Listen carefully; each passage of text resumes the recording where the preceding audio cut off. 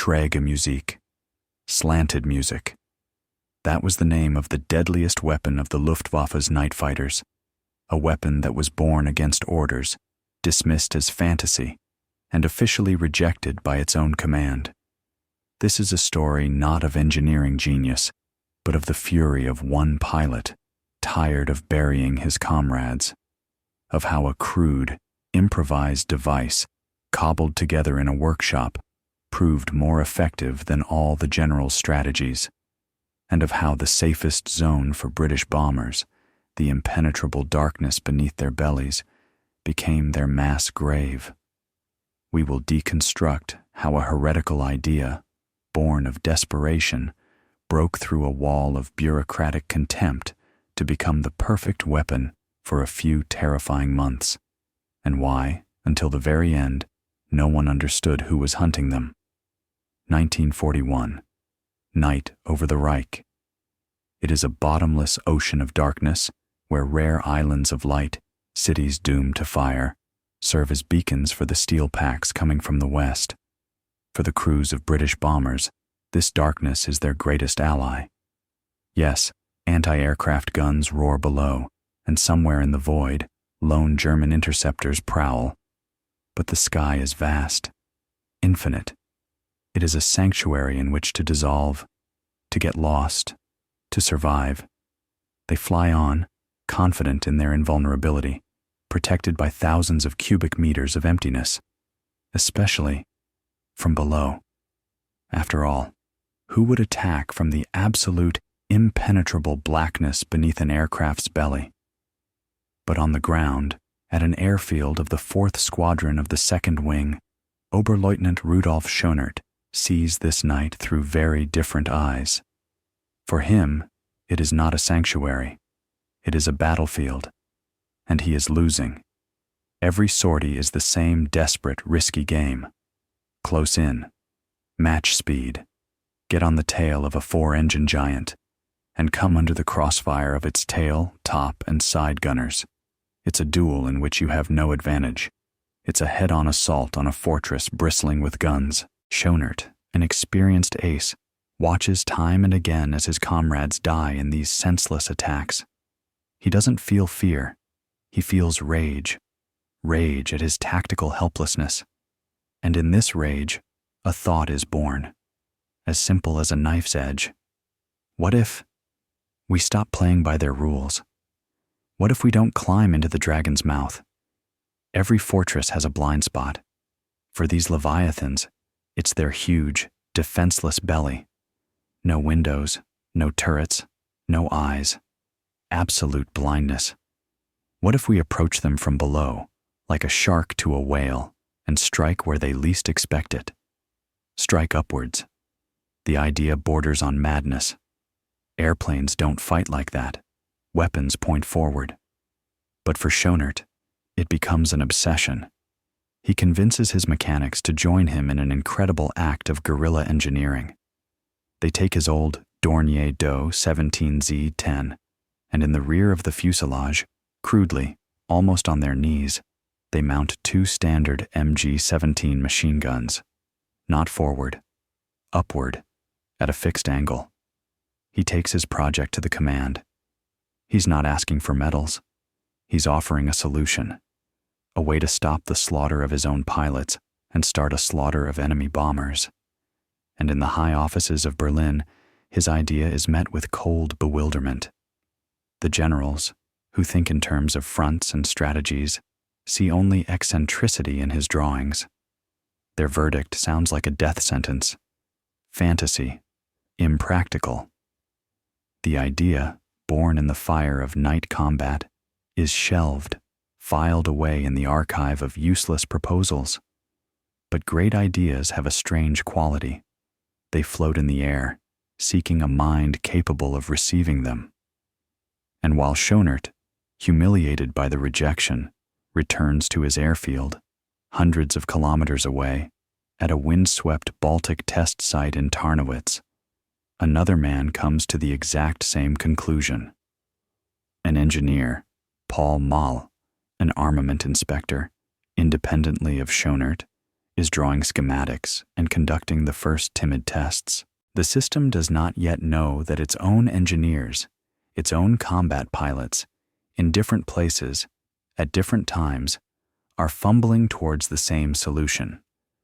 The spark has been struck. But for now, it smolders in the darkness of bureaucratic indifference. And over Germany, the engines of hundreds of British planes continue to drone with impunity, their crews unaware that beneath their feet, in their safest zone, death is about to be born. Slanted death. Humiliation is a powerful fuel.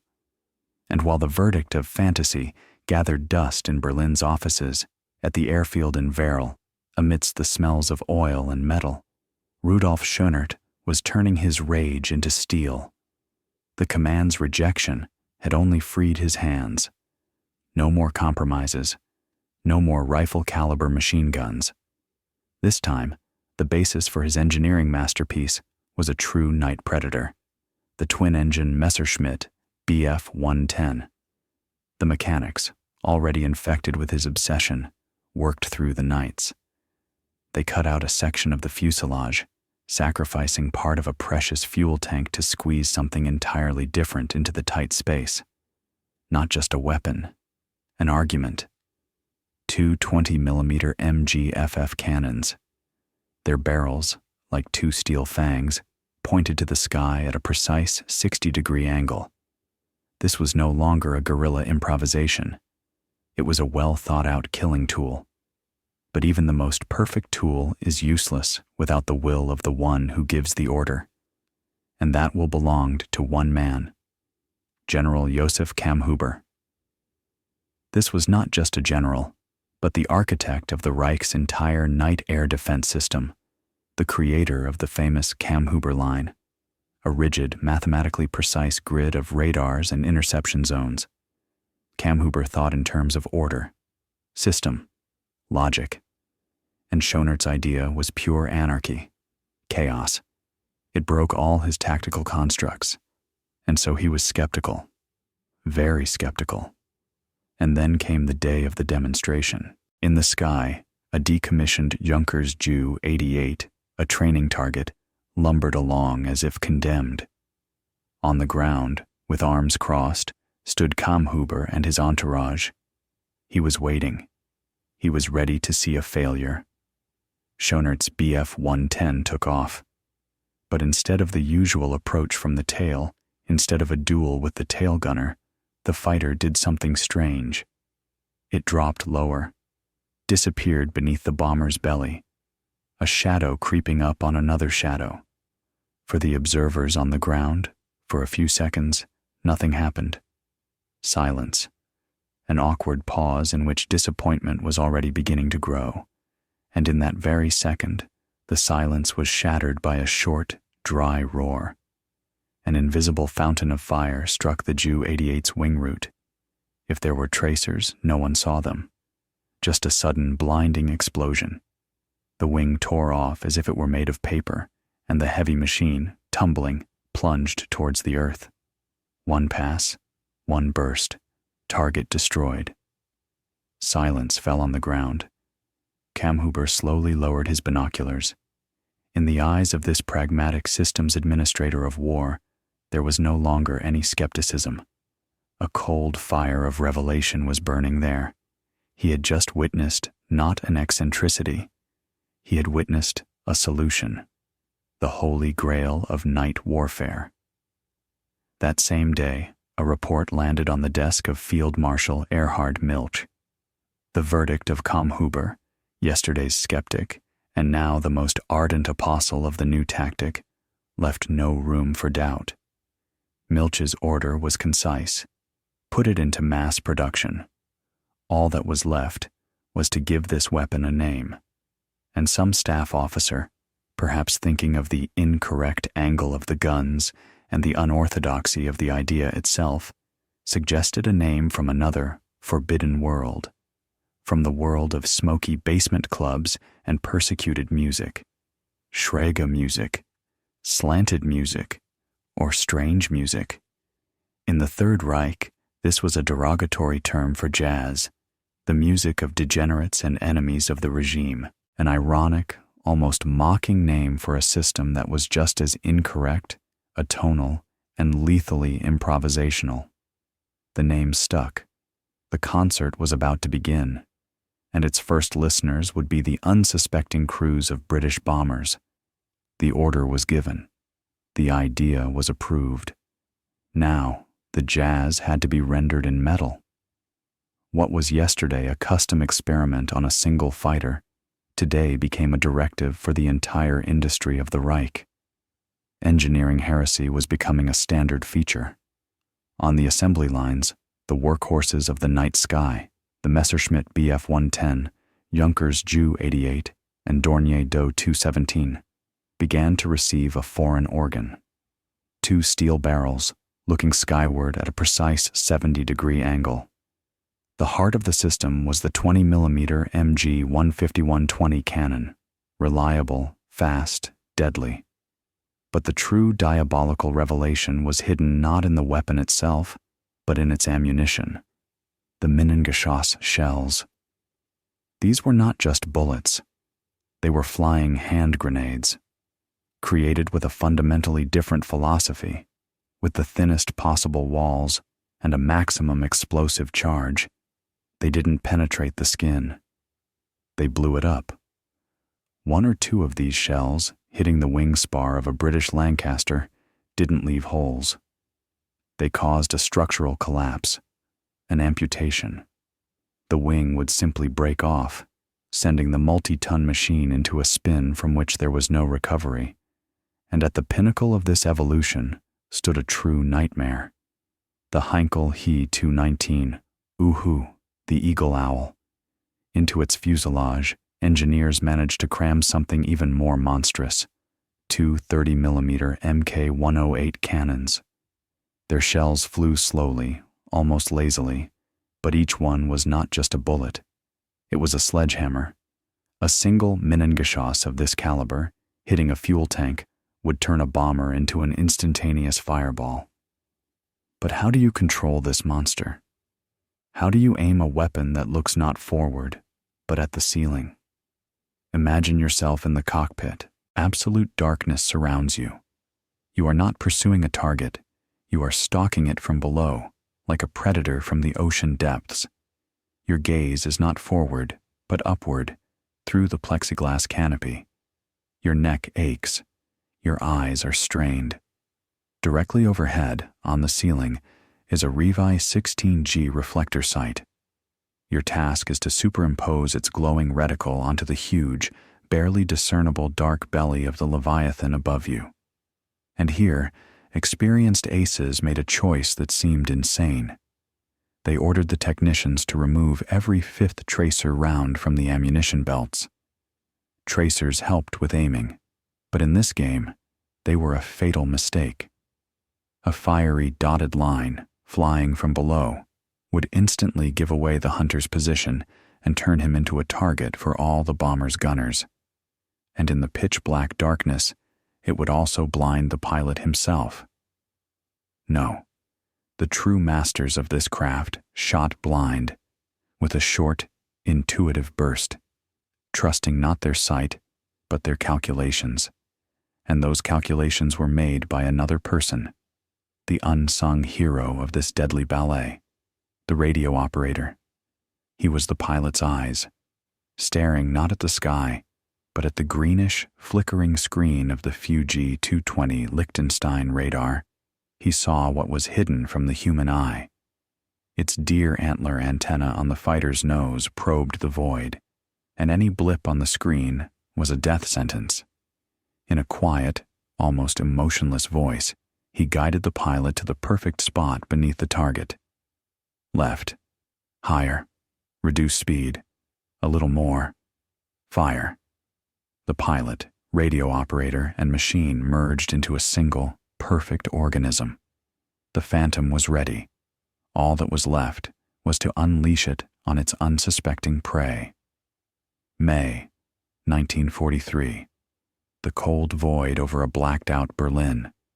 After months of refinements and arguments, Rudolf Schoenert's creation, finally went on a real hunt.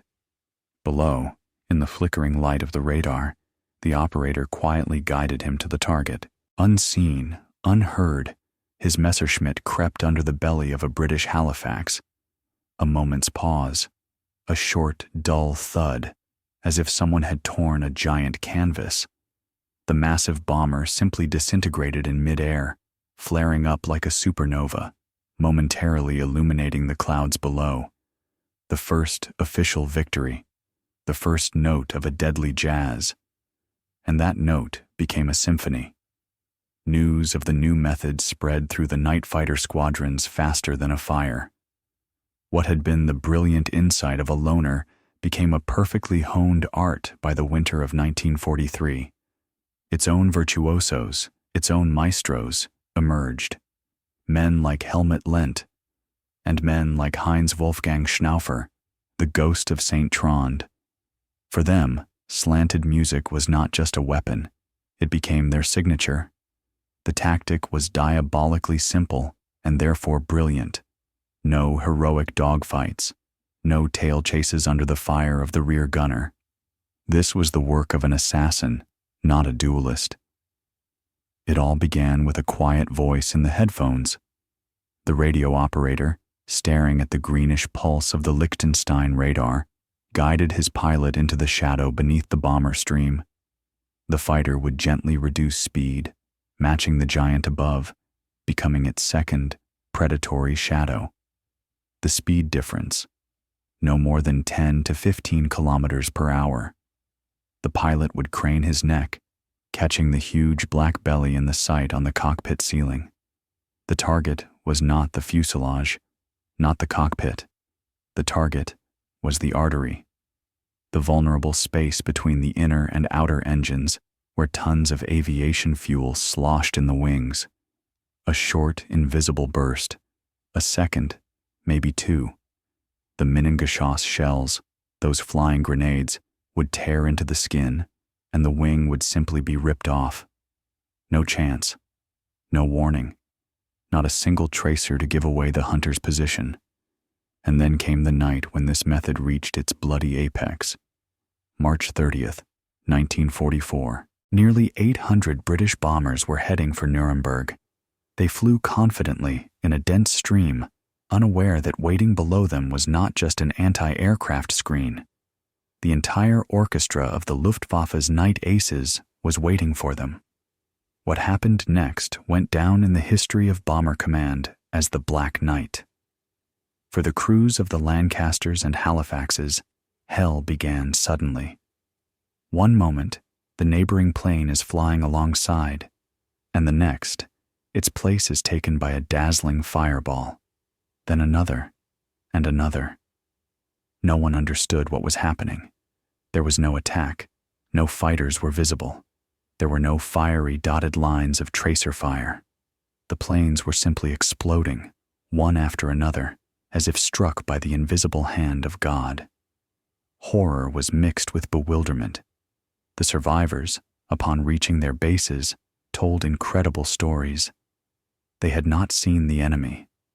They had only seen their comrades dying in sudden, inexplicable explosions. From the debriefings, a myth was born, a myth spawned by absolute incomprehension.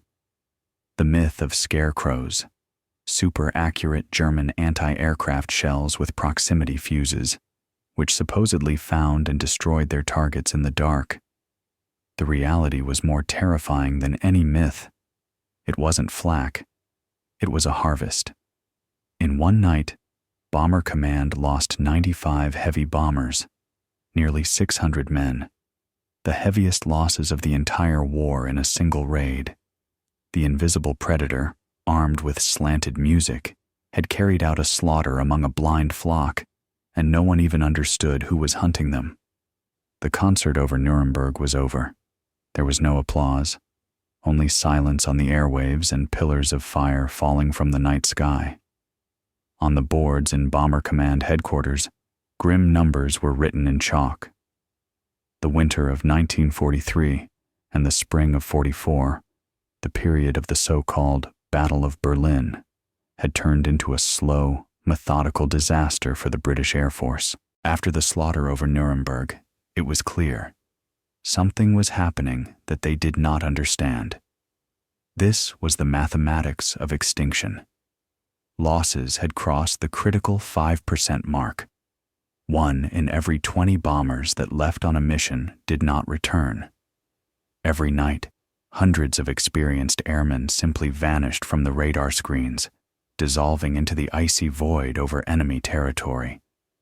In the reports, dictated in trembling voices in the dim light of debriefing rooms, the same heretical detail surfaced again and again. The attack came from below, from the dead zone, from where no fighter was supposed to be. No one believed it. It was impossible, absurd, to fly under a multi-ton bomber in its turbulent wake and shoot upwards. What was the point?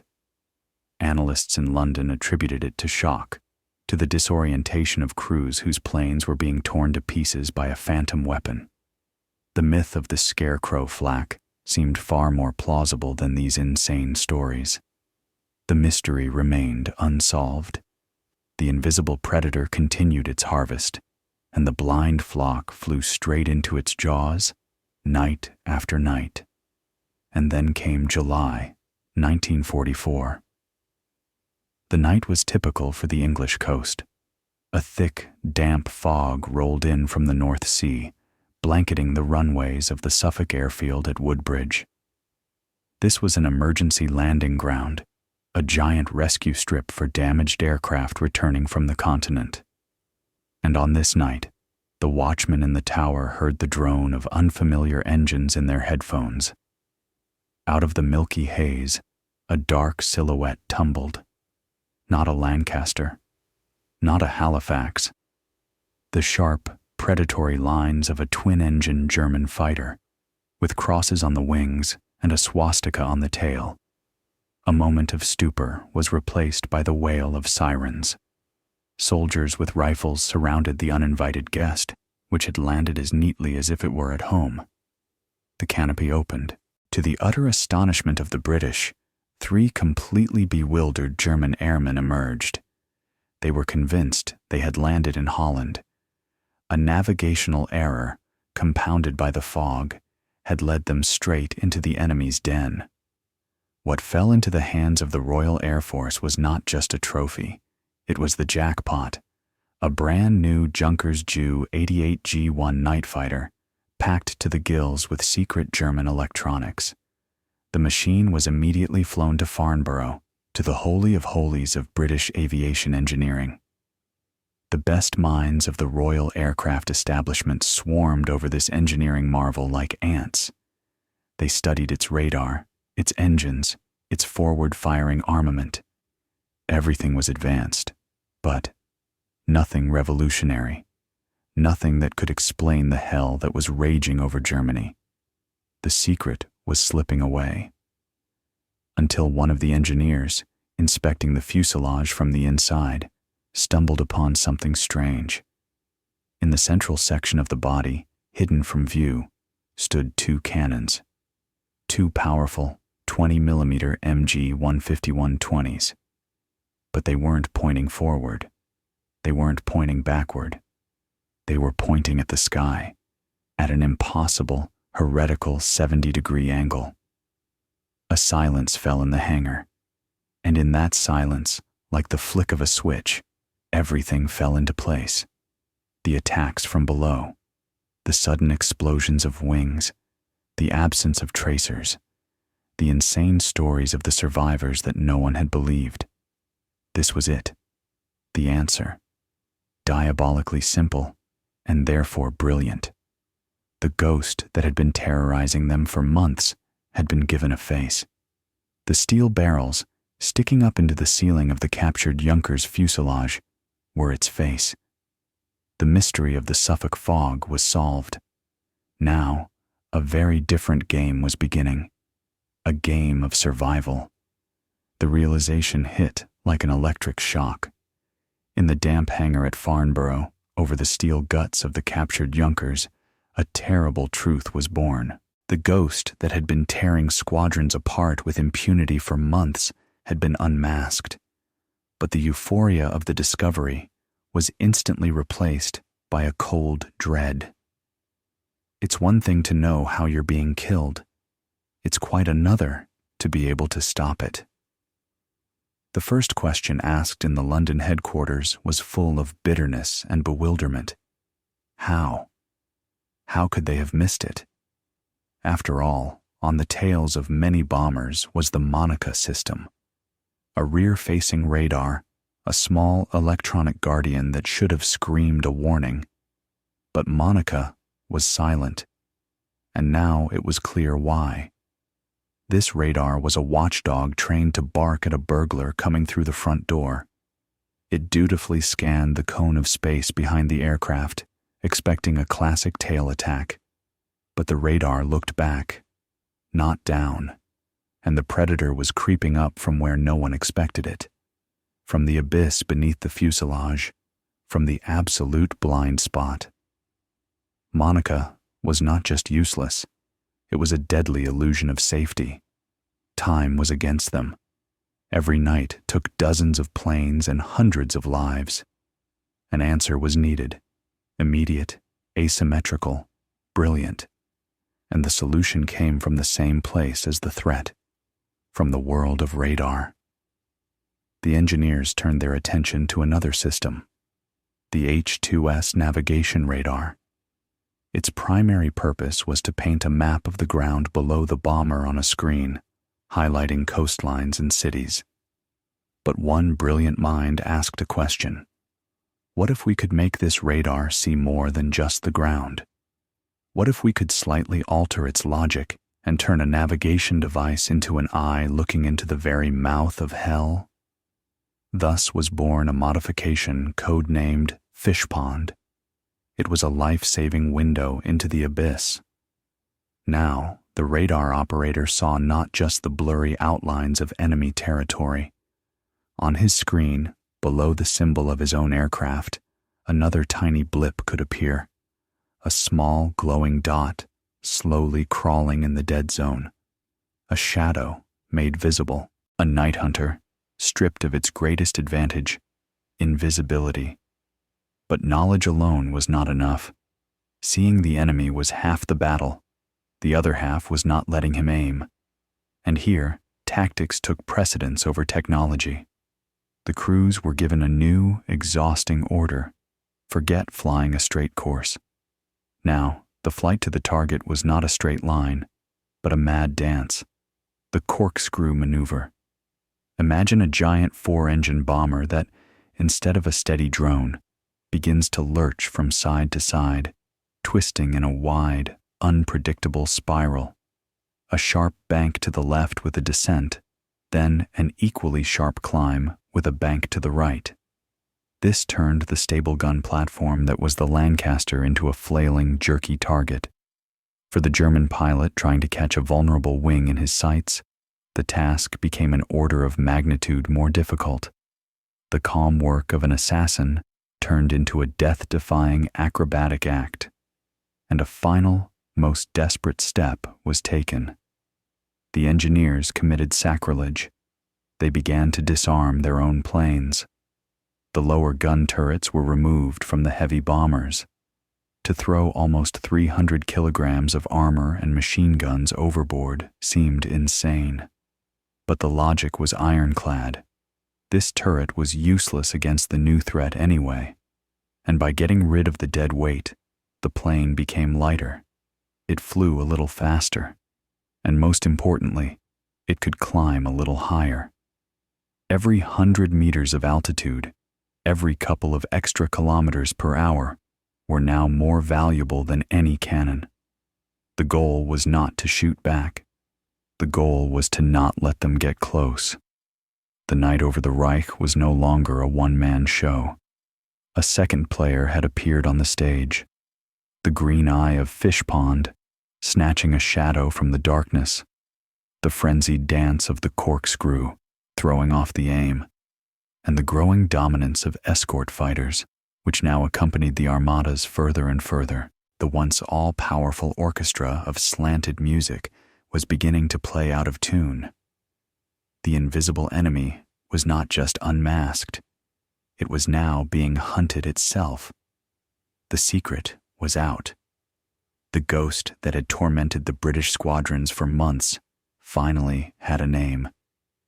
But knowing a monster's name doesn't kill it. Yes, the game had changed. The green eye of Fish Pond and the frantic dance of the corkscrew had stripped the night hunters of their greatest advantage, absolute invisibility. But the beast was far from dead. It was only wounded and enraged, and it adapted. The war was rolling towards its fiery conclusion, and the Luftwaffe, bleeding out, threw everything it had into the fight. The idea, born in the mind of a single pilot and honed in secret workshops, became the final gamble. By 1945, slanted music was no longer being played by an elite orchestra of virtuoso aces. It was thundering everywhere. Up to 90% of all German night fighters carried those skyward-pointing barrels in their bellies. It had become not the exception, but the brutal standard of night warfare. Death from below had become routine. And while this deadly game unfolded over the ruins of the Reich, on the other side of the planet, in the skies over the Pacific, a strange echo was born. Japanese engineers, facing the same problem, armadas of American B-29 superfortresses, came to a strikingly similar solution. Their Gecko, moonlight fighter, carried the same upward-pointing fury, 2 cannons firing up, and even more, 2 firing down. An independent invention, proof that desperate necessity gives birth to the same deadly insights. The war ended. The guns fell silent. And in the ensuing quiet, an obvious question hung in the air. Why? Why was this brilliantly simple solution, this tactic that had proven its monstrous effectiveness, buried along with the Third Reich? Why did neither the American, nor the Soviet, nor the British designers copy it? The answer came with a fiery tail streaking across the sky at test ranges. The jet age changed everything. Air combat was no longer a duel at pistol range.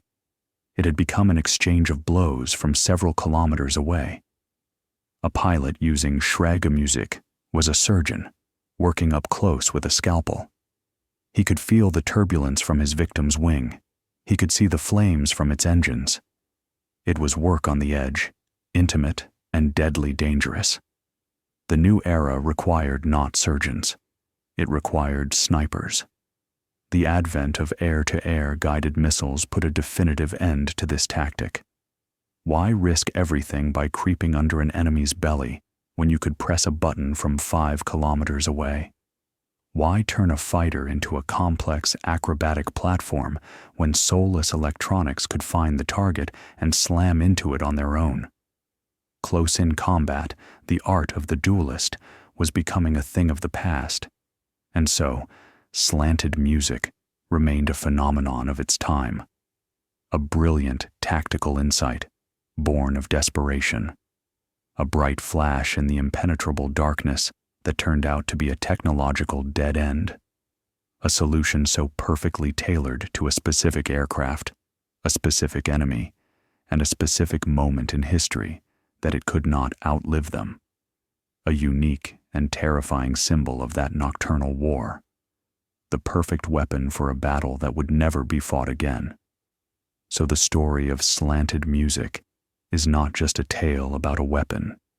It is an eternal parable of how the rage of desperation gives birth to a genius capable of breaking all the rules and looking into the enemy's blind spot, and of how the most perfect solution for one era becomes a useless artifact in the next, buried under the ashes of war and the relentless march of progress. Where is the line beyond which desperate heresy becomes a brilliant solution?